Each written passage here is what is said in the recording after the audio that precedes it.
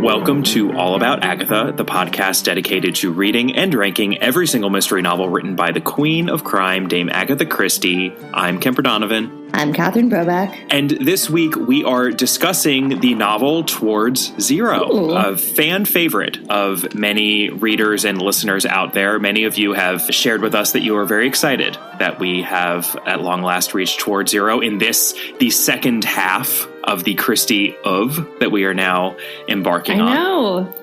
I know, that seems crazy.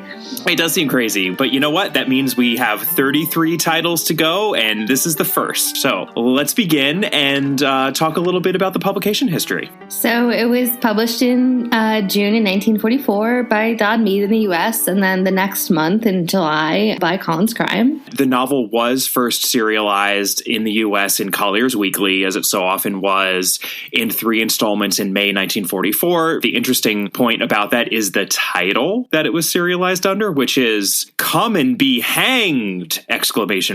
Wow. Yeah. I much prefer Towards Zero. Towards Zero is actually, in some ways, one of her better titles that we've come across, given what it means structurally. I agree. There's a thematic through line to the title that is pleasing, and we don't always get that. Nursery rhyme titles, etc. I suppose we should get right into it and talk about our victims. I will start with our first victim, who is Mr. Treves, an elderly retired solicitor who dies from a heart attack after going up 3 flights of stairs. And then we have Lady Camilla Tressilian, who is an elderly invalid who's still very sharp, who owns an estate called Gull's Point and is bashed over the head in bed. Okay, let's talk about our suspects. We do have a closed circle mystery here of sorts because we are in a somewhat isolated setting of a rather inaccessible house on the water. The geography of this is actually laid out for us in a little map in the beginning of the book prior to the prologue. So that is in and of itself a clue. Whenever there's any sort of illustration laid out in a Christie, it tends to be important. Not always, but it tends to be important. I always remember the train compartment diagram in Murder on the Orient Express. Right. Appears in the same place, which is so devious that she put that in there. So our suspects are everyone staying at or near this house, Gull's Point.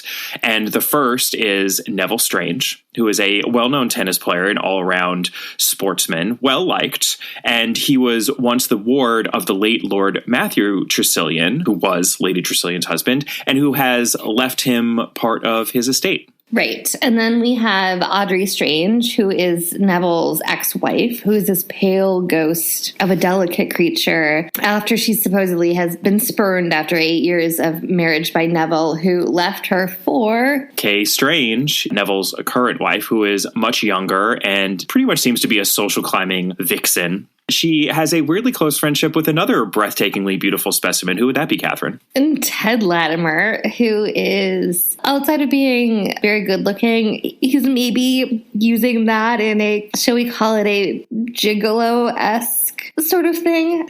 Seems like he spends a lot of time with rich older women at beachside hotels. Let's leave it at that. Next up, we have Mary Alden, who is Lady Tressilian's companion. So then we have Thomas Royd. He doesn't say much, and he grew up with Audrey, and he's on vacation from Melee. He has an arm that doesn't quite work, and he's introduced originally, like he kind of hobbles weirdly. He's meant to seem deliberately odd, I think. Yeah. And then finally, we have Angus McWhirter, who doesn't seem to know any of the people that we just mentioned. He's very much an outsider, but he had been to Gull's Point way before the major events of the novel in an attempted suicide. He is revisiting the site of his attempted suicide when the events of the novel take place. So let's get right into it and talk about the world as it appears to be. So our story begins with a slightly odd prologue that features Mr. Treves and some of his legal friends. There's a mention made of the Carstairs case, and Alan Carstairs is the name of the man who uttered, "Why didn't they ask Evans?" And then they also reference this other lawyer, Old Depleach, who is very much featured in Five Little Pigs. That's Sir Montague Depleach, who was Caroline Crowell's defense lawyer. Although in this reference, he's very clearly stated to be the prosecutor. So I found that odd, but I think that was the same character. They're all discussing a case, but Treves is sort of thinking off to himself. And he muses on the fact that they are only talking about the facts as presented in a trial when they're talking about the crime. They're talking about the murder and the legally admissible details surrounding a murder. And what he says is that what they should be talking about is that murder is an end point. A murder happens because of everything heading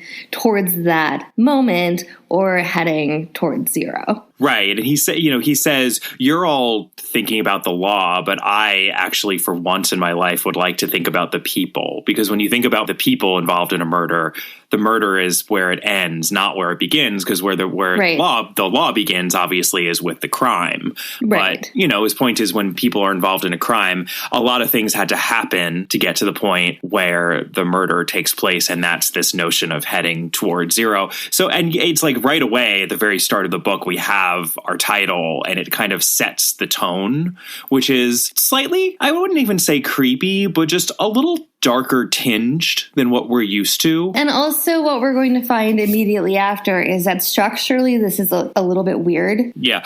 We have seen this before. Christie likes to open up with a sort of expansive section with Roman numeral sections introducing disparate characters. She did it in Death on the Nile, I think most memorably. It's just... Oh, and Then There Were None has separated sections introducing all of our characters. Yeah, so we have it here. It's just that they're really separated, so much so that we're like, how are these going to even become connected? Which is intriguing. And of course, they do ultimately become connected. So with that in mind, we cut to Angus McWhirter, who is recovering in a sanitarium/hospital for a ruined shoulder from his thwarted suicide attempt. He did, in fact, throw himself off a cliff at Cole's Point because he had this old boss who essentially wanted him to lie, and he refused to lie. He's just that morally upstanding that he refused to do that.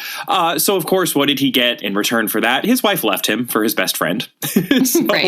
So he was really down in the dumps, and he tried to kill himself, and he threw himself off the cliff, and a tree stopped him, and there were people that happened to be there, and they saw it happen. So he was very fortunate, or if you ask him in this moment, unfortunate to, in fact, survive that attempt. And he is considering killing himself again, but the nurse tells him he's not going to do it. She says no suicide ever tries again. According to her, it's because Providence has a plan in mind for him. There must be something that he's meant to do or accomplish. And we actually did see that same point made by none other than Mr. Satterthwaite in The Man from the Sea, another Christie story involving suicide.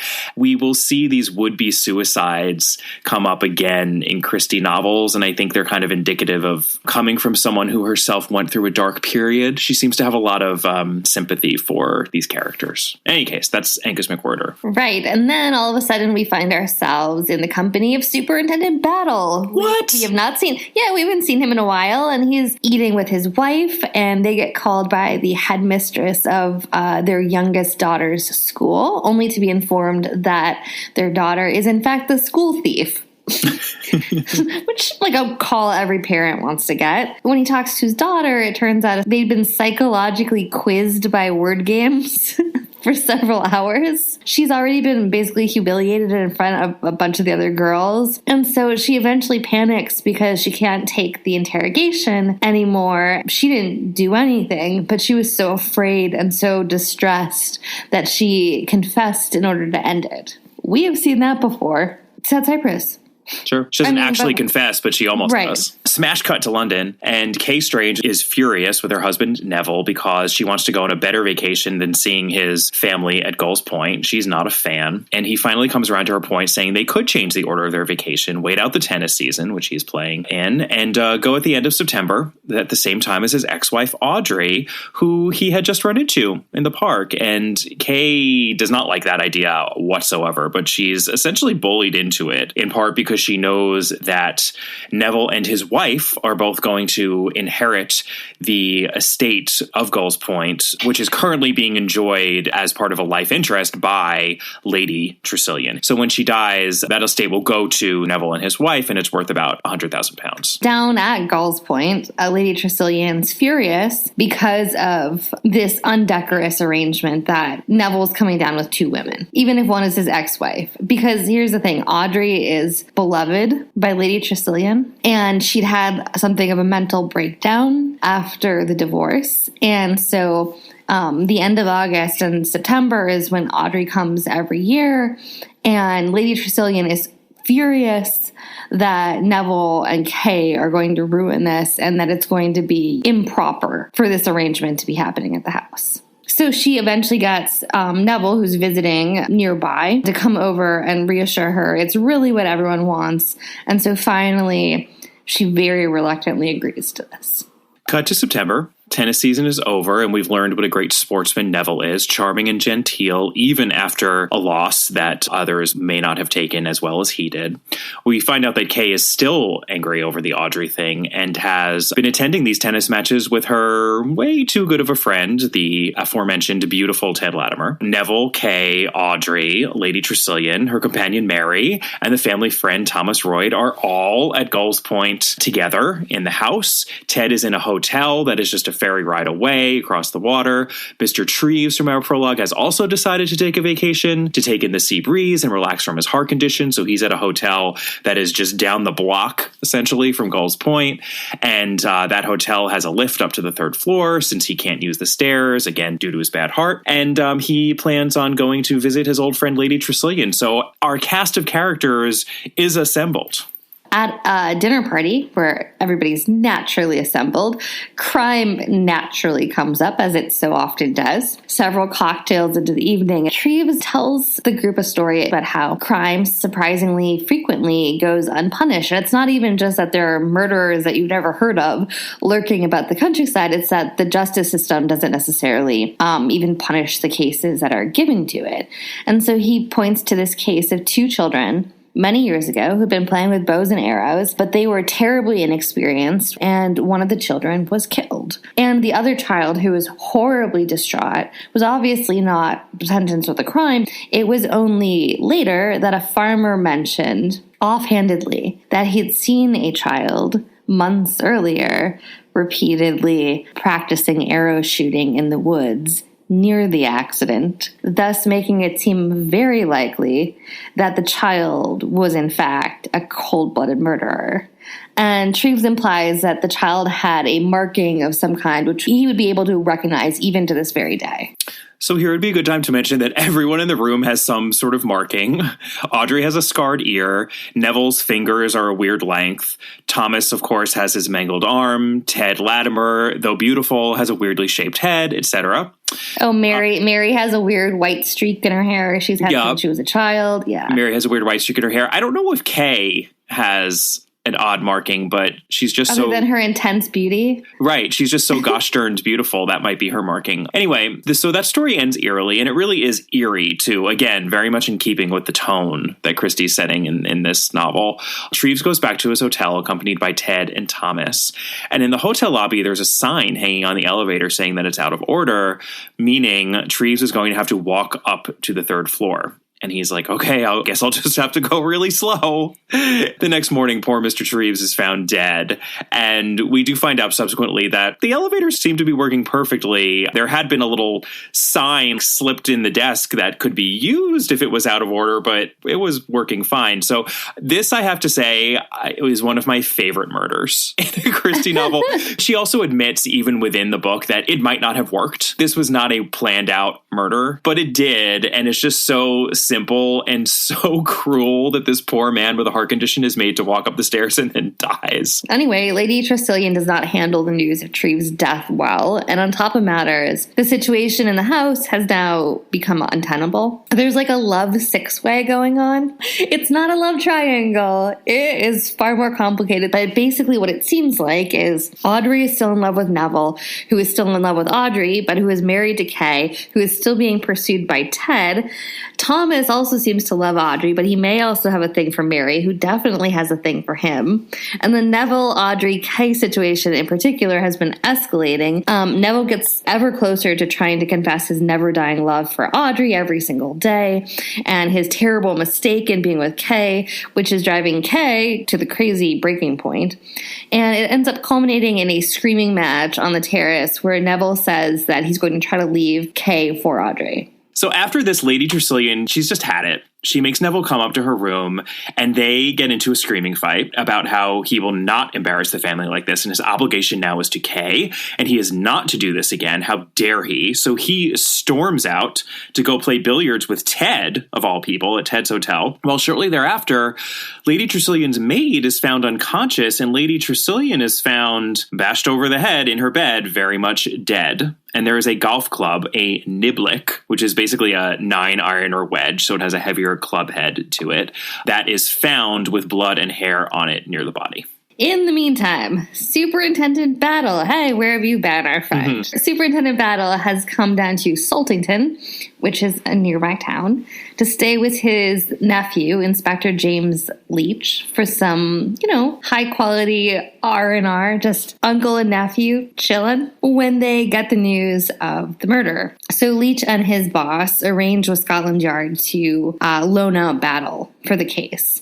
And so back at Gull's Point, the evidence, let's just say very quickly, starts to add up. Yeah, so the niblick has a clear, unsmudged set of Neville's fingerprints on it, and on top of that, in Neville's room, there's a suit on the floor with what appears to be blood on it that seems to have been washed out. Neville also, as we know, inherits the money from the estate with Camilla's, Lady Tressilian's death, and he was just in a shouting fight with her before he left for the night, so they could go get that arrest warrant right at that very second, but Lady Tressilian's maid wakes up. Well, she clarifies that Lady Camilla had a rope bell next to her bed, which is connected by hall wires up to the next floor to her maid's room. The maid assures them that Camilla had pulled it. She then hadn't remembered why she'd pulled the cord or what she needed from her maid, so pillows were fluffed, etc., and everybody went back to bed. And this was after Neville had been seen leaving, because he had been seen leaving the house, and he had also been seen on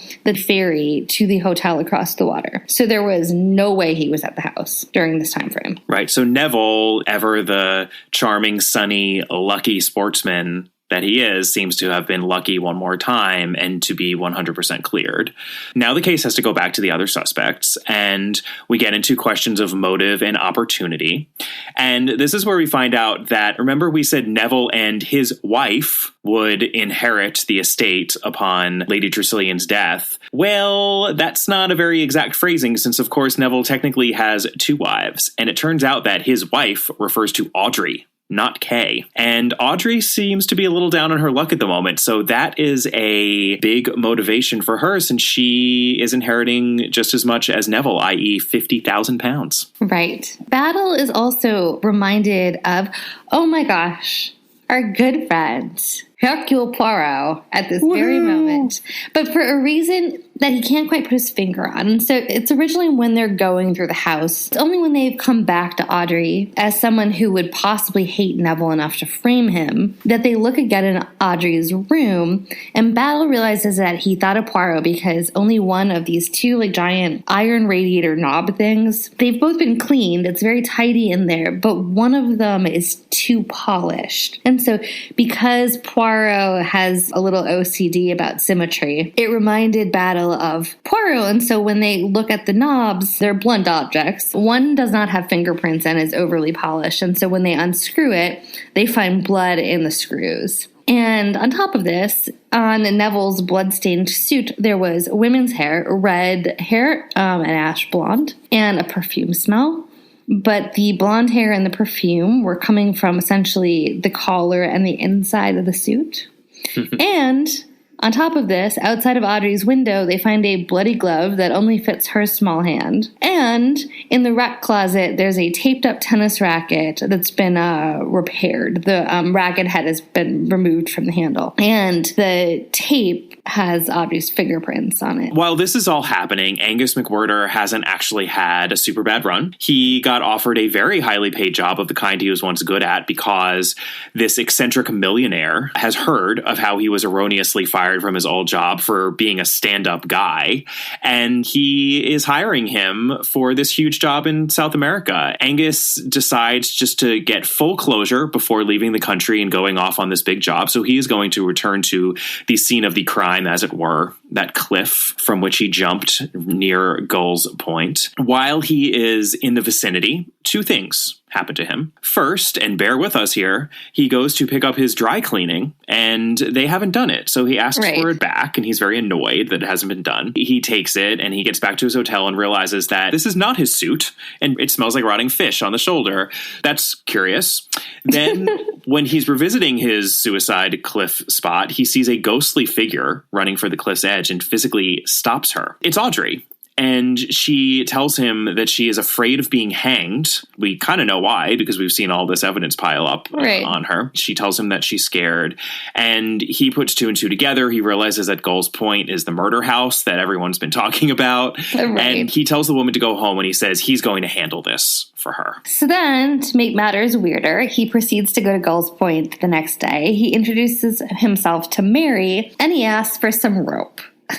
I'd be a little weirded out, but, Mary kind of goes along with it, and so they hunt around for where they would have a coil of rope. And they eventually find it in the junk room. And Angus makes sure that Mary also touches it to confirm that it's in fact wet. That's not a weird scene to have happen.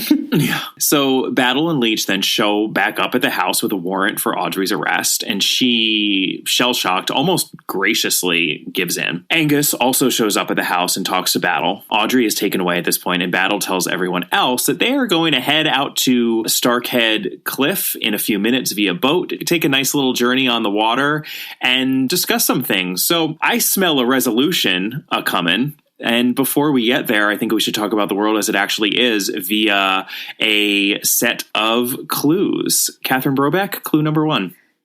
Locked doors. It's an oldie but a goodie. We're told very early on that the hotel in which Treves was staying never locked its doors. We also know that Gull's Point always locks the doors at night. This was the very thing that made it necessary that the murderer was coming from inside the house. It had to be someone inside the house, right? Well, the deduction is, what do we know about this clue from every other Christie story we've ever read? You should never, ever trust it, because who knows when someone is going to drop an antiquity on your head out a window. So we should always assume that there can be another way into a building. Okay, so clue number 2, we're calling the double clue. Nice little reference to our Vera Rosikoff short story, the double clue. What do we know about double clues, or just scenarios in which more than one clue crops up in not too large of an area, such as Murder on the Orient Express? It's usually one clue or, 4 billion clues too many. You're lucky to get one physical clue sometimes. So in this case, we have literally bloody fingerprinted clues here. First framing Neville, then framing Audrey. And the deduction here is that something is up with these two frame jobs. It doesn't necessarily mean that they're both innocent, but we certainly shouldn't be taking them at face value. And Neville's was already debunked. Perhaps something is going to happen to make us think a little bit differently about Audrey and our resolution. I couldn't say, but an astute reader should certainly be prepared for that. Clue number 3, the someone has a deformity or scar clue is frankly not helpful because so many people have something in this story. But I think it's interesting to look at it as actually the inverse. Everyone's so paranoid and on the hunt for someone who seems, obviously mad or off. And it's also why Audrey gets so much attention, because we know she'd had a nervous breakdown. And so the question and the clue here is, what if it's actually somebody without an obvious defect? We've seen variations on this a bunch of times, but I think the deduction is, what if you were instead looking for somebody who is outwardly normal who is in fact a psychopath. Right. And I think this goes to something that's curious about this novel that we haven't covered yet, which is in that wide-ranging opening section where Christie is just piecing together disparate elements, one of them is written from the point of view of the murderer.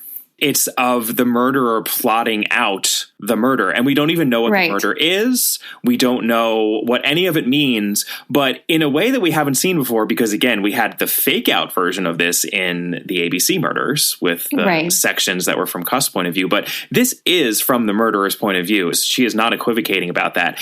And it's very first-person serial killer point of view-y in almost a horror movie-ish kind of way. Like I'm thinking of the Jason movies, for example, that often function with that kind of camera work. But what it does, I think, is establish this notion that this is a crazy person. Because usually murderers in Christie aren't crazy. They're usually just desperate for money, you know, or maybe super jealous or something like that, but not psychopaths. And it establishes that this person is truly a psychopath. So there really must be a major mask being worn in this case. So I think even taking a little further, another deduction off of this is maybe we should be zeroing in on the people who seem the most normal and the most genial and the most charming. Right. Final clue, Catherine Brobeck. The love triangle that's not. We've seen this before, but this is another case of if there is a love triangle or quadrangle or pentagram or whatever is going on here, look very closely at whether or not it's true. And this isn't even so much a clue because it's very directly said and close to the end of the novel, frankly. But Audrey was not being cheated on with Kay. Audrey had left Neville for Thomas's brother, Adrian, but he was killed in a car accident en route to meet her to run away together. The deduction here very simply is not a love triangle if Audrey tried to leave Neville and she definitely is not the one trying to get him back. Right. I'm going to talk a little bit about some of the familiar elements that we find in this novel, which we've seen before. And certainly the love triangulation is one of them. But I think at this point, any astute reader of Christie, given a love triangle in one of these novels, would at the very least just think that all is not as it appears to be. And with this late breaking information in the novel, that should certainly, I think, make us be a red flag. Siren. Yeah. Giant red flag as to what Neville Strange has been claiming are the dynamics here of his relationship with his first wife. All right, so our resolution here, we are out on this boat here with all of the suspects and Angus McWhirter, who really never is a suspect. Spoiler, he didn't do it. And Battle literally rocks the boat to knock poor Ted Latimer overboard just to make sure that he can't swim, and he can't. Why does he need to do this? It's because they're looking for a man who shimmied up a rope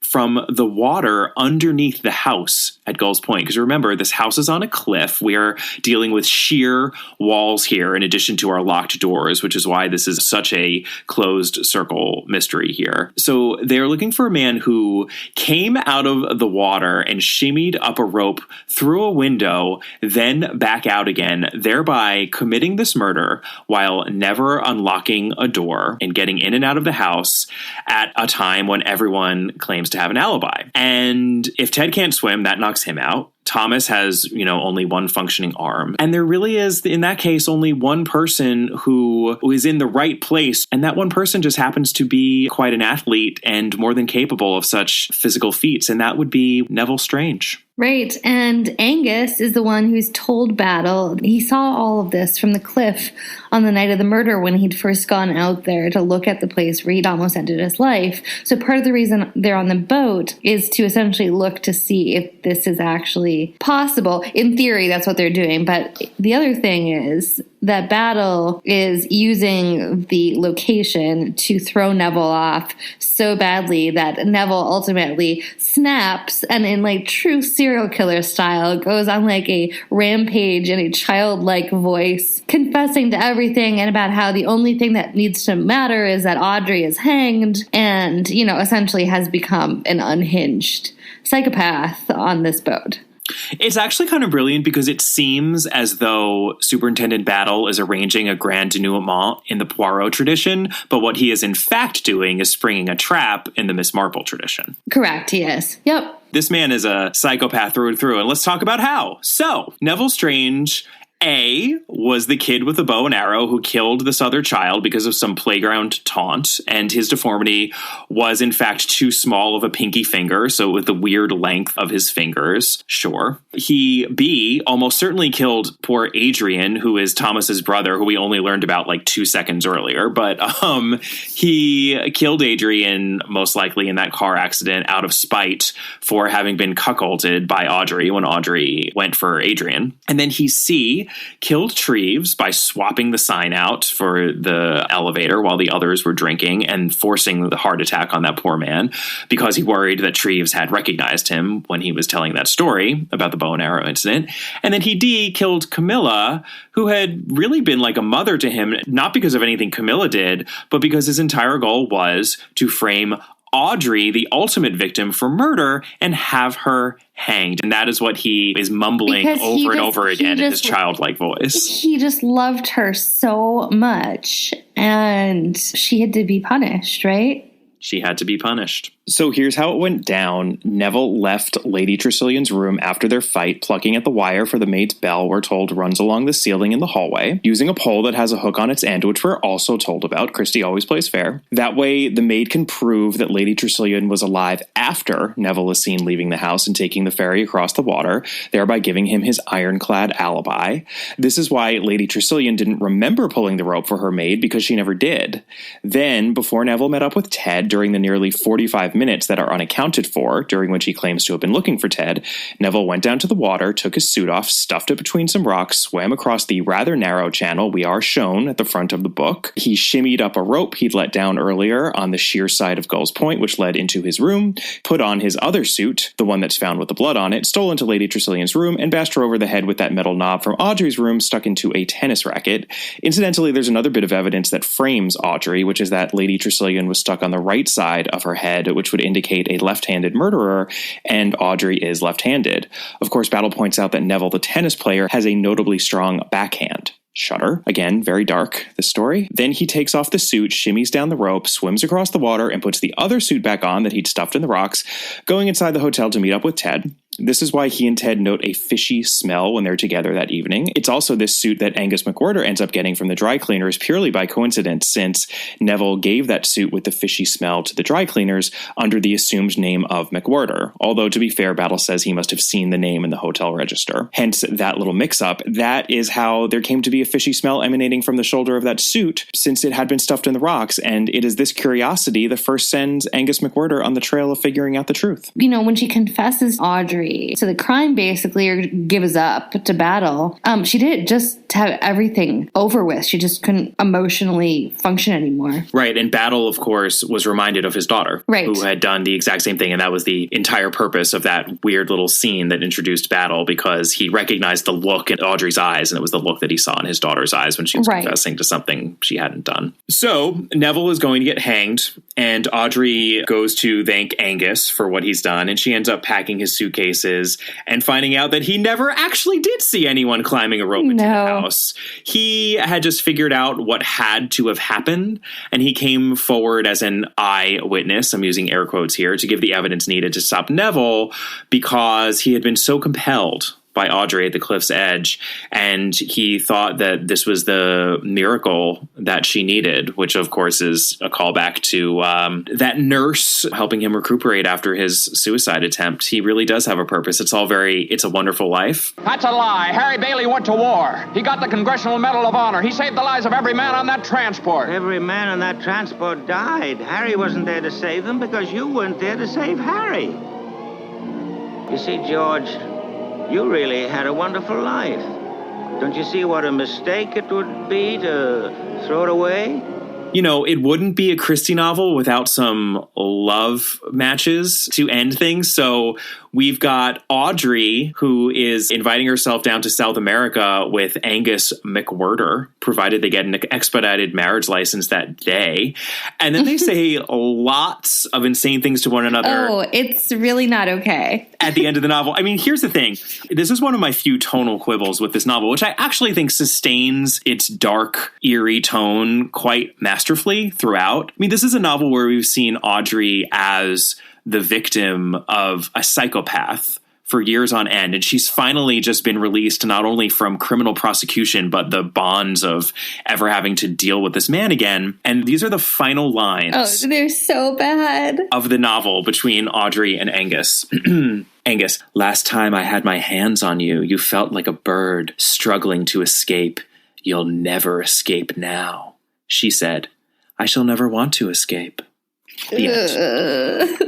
No, no. I also liked that throughout the book, Thomas Boyd has been talking about his undying love for Audrey, but slowly and surely he and Mary Alden grow closer together, and we pretty much get the sense that they're going to end up together. That seems like a reasonable match. I'm totally okay with that match in this book. I'm okay with that match, and then we never are told that it's going to happen, but I think we can be fairly certain that Kay and Ted Latimer, after having gone through this ordeal, are finally just going to admit to each other that they're a perfect pair and also just be together. Yeah, I think so. So we've got 3 matches here at the end of the night. I know. Well, as always, before our rankings, we have to talk about some adaptations. Mm-hmm. And we actually have a bunch here. There's not 1, but 2 theatrical adaptations of this novel. And the first was produced in 1945. And it's really interesting because it's the only one of Christie's plays that she wrote on commission. And it also had a U.S. debut, which is very unusual, in Martha's Vineyard, of all places. And that was in the summer of 1945. So I'm getting this from a book we haven't mentioned yet, but it's written by Julius Green, who is another modern-day Christie scholar who we were fortunate enough to meet, actually, a couple of years back.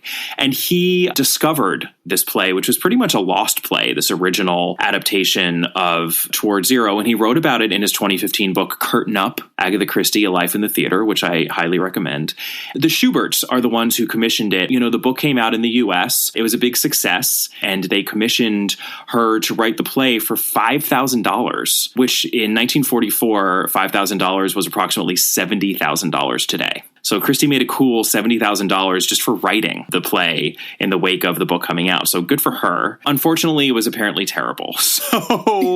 But what is interesting is that it was set in the open air. I'm quoting Julius Green here, on the terrace and in the garden of the house and on the adjacent cliff path. And it sounds like it was pretty faithful. It had 13 cast members. Angus McWhirter was in it. There was no superintendent battle, which is not surprising because, as we know, Christie loved to cut out her detectives from her theatrical adaptations, but it apparently had problems. It was not a success when they tried it out in Martha's Vineyard, and Lee Schubert himself wrote to Christie saying that she was the only one who could fix it, but I think she just got busy. And it languished until 1956 when someone else actually adapted it, and Christie just lent her name to the adaptation. I'm still getting this from Julius Green's book. Gerald Verner is the one who adapted that. This is more of a traditional drawing room adaptation. It has 11 characters. Only 6 of them are actually shared by the characters in Christie's novel. Battle is in this one. It appeared on the West End, and I think it was, unfortunately, also not a success because we have this from our good friend Mark Aldridge, who writes about all sorts of adaptations in his book, Agatha Christie on Screen.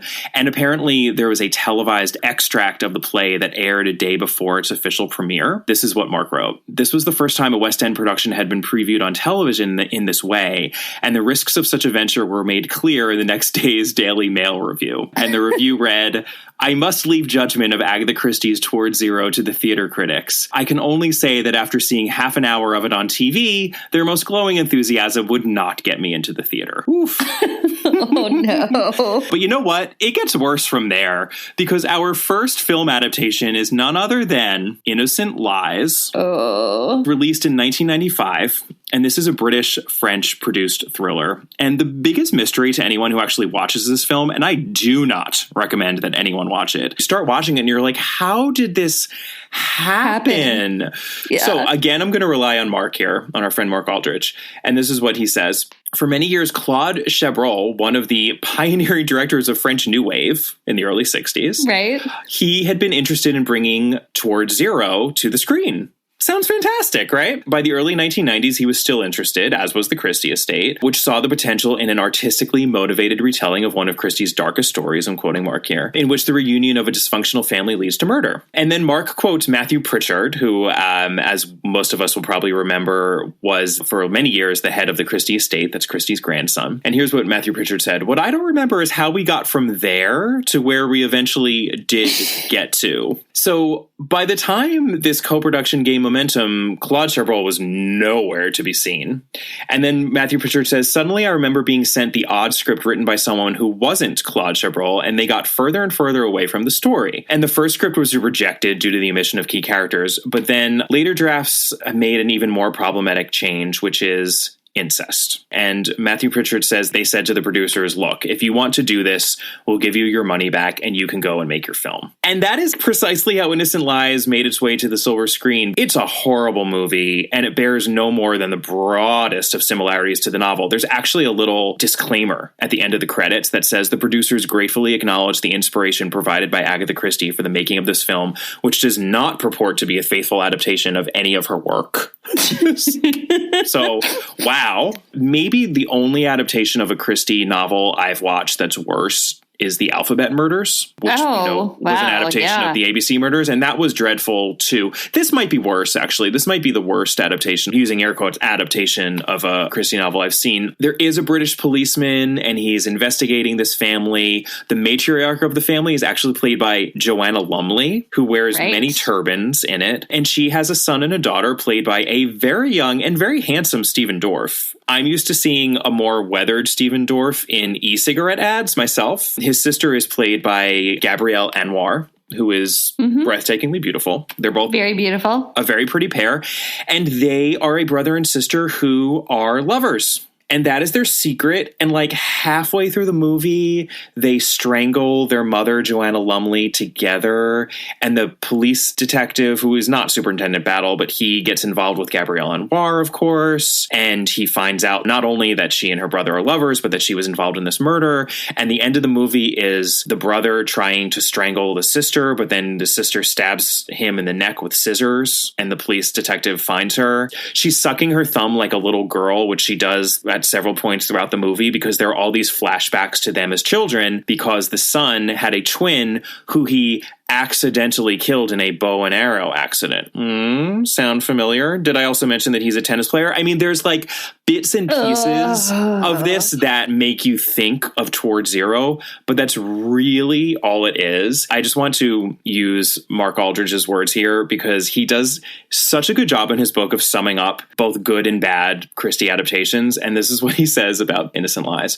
The film seems actively to work to make the audience to dislike it, littered as it is with cryptic dialogue by unlikable characters. Even for those who persevere, there is no payoff, no revelatory performance, no well-crafted plot developments, nor any fascinating psychology. It is a loose collection of unfinished ideas that does not seem to know what to do with itself, beyond hoping that brooding exchanged glances and unorthodox familial relationships will somehow concoct a captivating performance that will intrigue its audience. It does not. It is worth noting, by the way, that in those flashbacks to them as children, the young Gabrielle Anwar is played by Keira Knightley. So we have lots of close-ups of Keira Knightley's slightly sneering pre-adolescent face. And that is by far the best thing I can say about it. Anyway, moving right along, there is a French language adaptation. We will just mention that that exists. Lurks, which came out in 2007. And then the final adaptation that we have is 2008.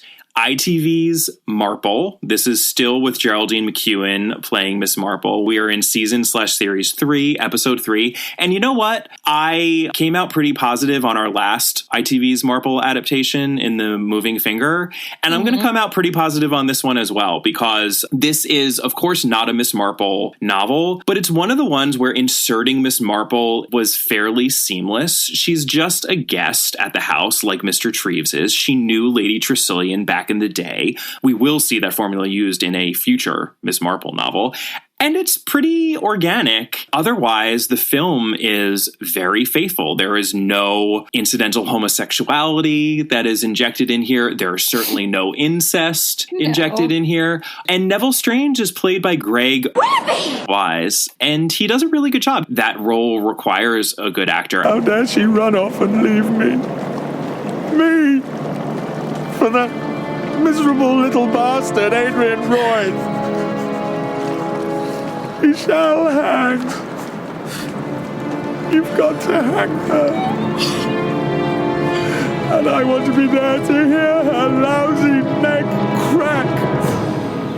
Eileen Atkins plays Lady Tressilian. She plays Camilla, and she's always a delight. It is by far, out of what we have, at least English language-wise, our best Towards Zero adaptation to date, and I'm happy to say that I can recommend it. It is for sure one of the better ITV's Marvel adaptations. That is a roundup of the many adaptations of Towards Zero. Let's go into a discussion of our rankings.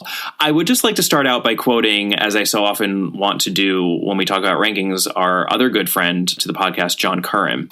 And he makes no bones about it. He opens up his section on Towards Zero in his Agatha Christie's Notebooks tome, saying Towards Zero is superb Christie. The plot resembles a series of Russian dolls with one concealed inside the other. The reader is presented with one solution, and within that is another, and behind that, yet another. I don't know if I would go as far as he does, but I actually do think that this book is mainly working, and I think that this is very high-functioning Christie. The only other tidbit that I think is useful to know as a framing for this conversation, and this is coming from Janet Morgan, Christie biographer from the 80s, Towards Zero was another novel that Christie actually thought about reserving for publication until after she died. We know that she did this with Curtain and Sleeping Murder, obviously, which we will get to at the end, and I think that speaks to how highly she thought of the novel, that she would be willing for this to speak for herself after her death, and I don't think she's wrong. It's a little bit too many circumstances of too many clues for me, which I mean, I don't love that. On the other hand, I think the entire book is really well executed from a structural standpoint. So the mechanics in that sense actually work really pretty well for me, I think. Other than the sort of Deus Ex Angus. Deus Ex Angusa? Yeah. His entry into it is odd. It's set up to happen, obviously, but a lot of the clues and a lot of the way that the novel has to end are only through him. And the fact that we find out that he has basically just guessed as to what happened and then made up the testimony. I like that, but mechanics-wise, I'm certainly not giving this like a 9 or a 10. I mean, that doesn't bother me because, again, I think that it is a trope that fascinated Christie, the idea of the person who's given up hope actually being the one who saves the day. Let's be honest, it's a little cheesy. It's a little corny, but I don't think it's invalid, and I think she pulls it off, and I think because it's something that obviously fascinated her, I can feel her engagement with that trope, even though it might be a little corny and a little convenient. My take on plot mechanics and structure here is that I agree. I think it's really well structured, but I was thinking about what's happening in this book, and I think you could make the argument that we've seen so much of this before, which often is an argument we can make in Christie, but, you know, here we have yet another love triangle, right? Which we, of course, had in Death on the Nile and Evil Under the Sun and Five Little Pigs. We have yet another double bluff motif where Neville is the most obvious suspect, but then he couldn't have done it. And then in the end, Neville did in fact do it. And we had that exact pattern in The Mysterious Affair at Styles and The Murder at the Vicarage. And then we also have, perhaps most seemingly damning, we have another series of murders committed for the dubious motivation of implicating someone else who will subsequently hang for those murders, because we, of course, had that exact motivation in Murder is Easy. And yet, my argument is that this book features some of the best possible versions of all those classic tropes. So taking them one by one, I think the love triangle, you know, we noted in previous episodes how in all those other novels that heavily feature love triangles, it's always the original couple who are the true couple, right? Which is almost like Christie wish fulfillment as someone whose first marriage broke apart. Simon and Lynette, Patrick and Christine, Amyas and Caroline, they're all still actually in love with each other. But here, we have a major variation on that theme, right? I mean, it's not even a variation on the theme. It's just different because the original couple is fundamentally broken.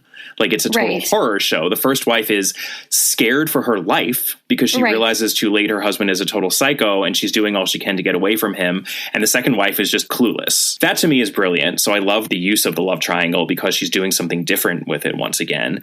And then the double bluff, I think, is particularly good here because it is backed up with such airtight evidence. I mean, there are so many clues swimming in this novel, but I think that they all settle down and make sense and are all accounted for in a way that, like, for example, in The Murder at the Vicarage, which felt a little overstuffed, they weren't. And I think she's really making good on the double bluff, because it really seems like Neville had to do it. Then it really seems like Neville couldn't have done it. And it really seems like Audrey had to have done it. And then she basically confesses, and then Neville actually did it. And that's the kind of Russian doll effect that I think John is talking about. It's a particularly effective double bluff, much more so than what we saw in Styles or Vicarage.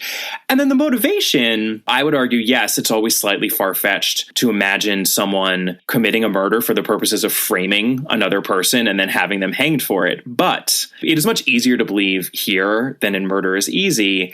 I think that's because in Murder is Easy, there were a whole bunch of people who were killed in that story. Like, it was a veritable serial killer's worth of killings. Right. Whereas here, the intention was to kill just one person. And yes, it ended up being two, but the Mr. Treves murder was spur of the moment and not even very well planned out. It just happened to work. So for me, that doesn't affect believability or anything like that.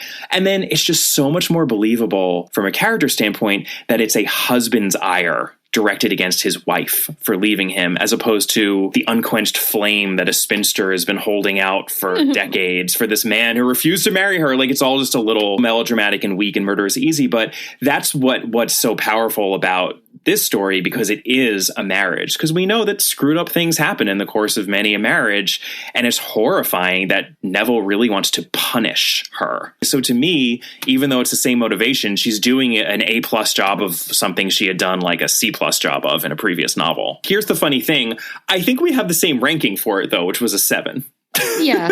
It's not an 8 or a 9. It's certainly not a 10. I just think it's really good. It's a 7. Yeah, I agree. All right, well, let's talk about plot credibility. I think this score is pretty high there as well because, as we just discussed, a crazy husband wanting to punish his ex-wife is pretty believable. Even the way he accomplishes it, I would argue. Yes, it's that Rube Goldbergian puzzle mystery solution. He's pulling on bell wires. He's climbing up ropes half naked. But it still could have happened. It's not Murder in Mesopotamia where the head had to go out the window at the right exact moment. It's not Hercule Poirot's Christmas where we're dealing with everything having to fall in the right way and balloons on the floor, and just that was a bit overly elaborate. I feel like it actually is pretty credible. I came out on a 7 for plot credibility as well. I went with a 6 because all of the sort of semi-naked rope climbing out of the water in the middle of the night was a little too much for me. But he's crazy. I mean, he's a crazy, like he's...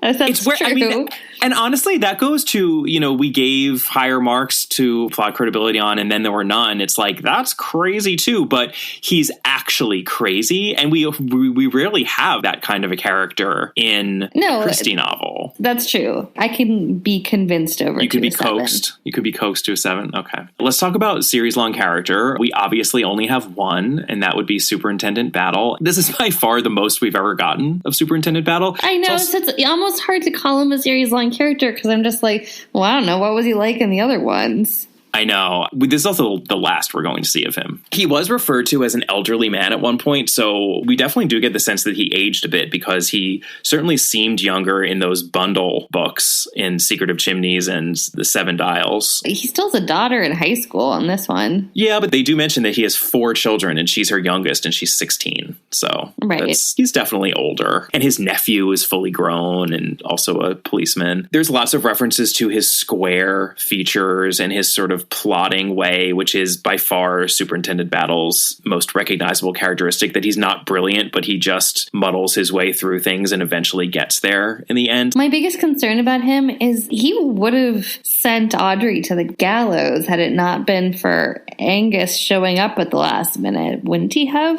Probably, but honestly, I mean, I find that a little believable because he's not brilliant. He doesn't have the supernatural know-how that Poirot has, where Poirot just always knows the answer and he knows the truth. But Superintendent Battle is open to new evidence, and he takes the time to sift through and allow the truth to rise to the surface, if you will. So he could have done a worse job, but I actually find that very believable, that this almost was an unjust outcome. I also like that his hand was compared to a cardboard ham. I know, I did like that too. In any case, I actually think we also came out at the same number here, which is a 6. Yeah, that's what I had. Yeah, Battle is just not one of her strongest detectives. He's fine. And then book-specific characters is pretty good. I think that Neville Strange is terrifying. And I think that with her less is more approach to character, Christie does a really good job of making him convincingly terrifying. Raymond Chandler had that snobby thing that he said about Agatha Christie when he said that she fakes character, which, is his way of saying that she's just relying on stereotype and cliche and not really putting in the work, and her characters don't really exist.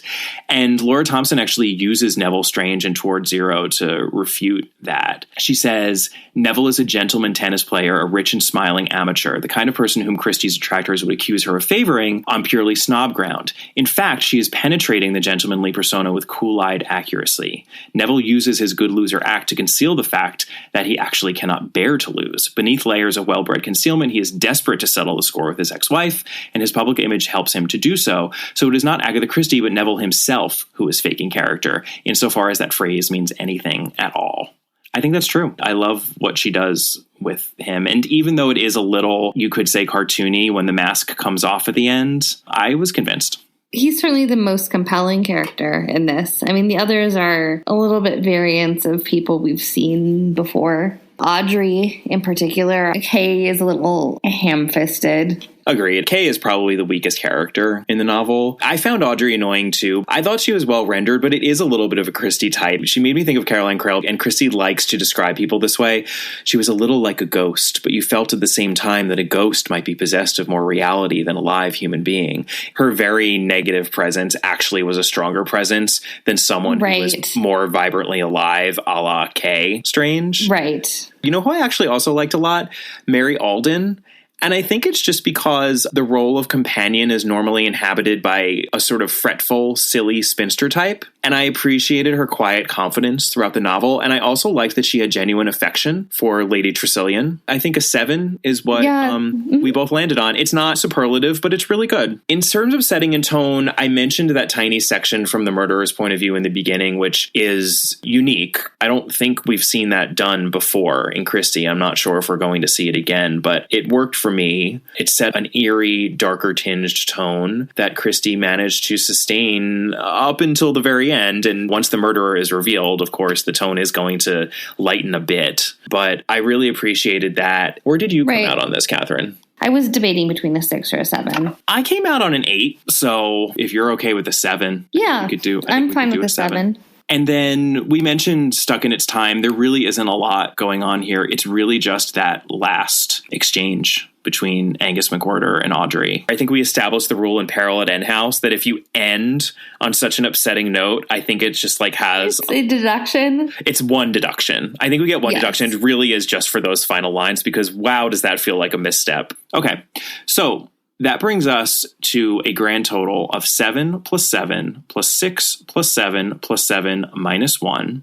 33 points, putting Toward Zero in a tie with a number of titles here, Catherine. So we have some thinking to do. Currently at 33 points, we have, in rank order, Peril at End House, Cards on the Table, The ABC Murders, and Sad Cypress. And this is perfect to me because I actually 100% believe that Toward Zero belongs somewhere within this grouping of novels. I think I would put it just above Sad Cypress, actually. I don't think it's better than Peril at End House, Cards on the Table, or The ABC Murders. No, but yeah, it could be just above Sad Cypress. Just above Sad Cypress? Okay, that puts Toward Zero in 10th place, knocking poor Sad Cypress out of the top 10. Probably the best nasty little story in novel form that we've read since And Then There Were None. Yeah, that's definitely true. I think some people would say that The Moving Finger falls in that category as well, but as listeners know, we are not as big of fans of that one as some other people are. That brings us to an end of Towards Zero. Join us next time for a short story episode. We are going back to Parker Pine. We are gluttons for punishment. Our next story we'll be covering in that collection is The Gate of Baghdad. join us for that. And of course, our next novel a couple of weeks from now will be Death Comes as the End. That is Christie's ancient Egypt set novel. Definitely a bit of an outlier there within the canon. We would love to hear your thoughts on Toward Zero and anything else. Email us at allaboutthedame@gmail.com. Our Facebook page is All About Agatha. Our Instagram handle is at All About Agatha. And our Twitter handle is at All About the Dame. You can also find Catherine at Brobcat. Please take a moment to rate and review us and help other people find the podcast. And we'll see you next time. Bye. Bye.